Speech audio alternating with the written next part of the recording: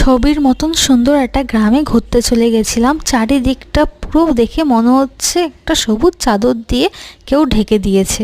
চারিদিকে ধান ক্ষেত, নদী আর প্রচণ্ড সবুজ গাছপালায় পুরো ভর্তি ছিল। তার মধ্যে এক্সট্রা পাওনা ছিল যে পাখিদের সুন্দর সুন্দর আওয়াজ। সেখানে গিয়ে একটা কুল গাছ দেখতে পেয়ে এত কুল ছিল, দেখে লোভ সামলাতে না পেরে অনেকগুলো কুল ছিঁড়ে নিয়েছি।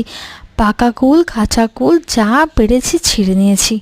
কুল ছিঁড়তে গিয়ে হাতে অনেক কাটার খোঁচাও খেলাম, একটু রক্ত বেরিয়েছে, কিন্তু ঠিক আছে, এইটুকু সহ্য করাই যায়।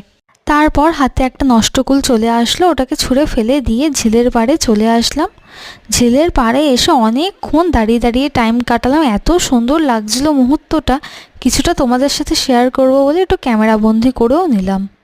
তারপর ঝিলে ঠান্ডা হাওয়া গায়ে লাগিয়ে চলে গেলাম একটা সুন্দর রাস্তায় হাঁটতে।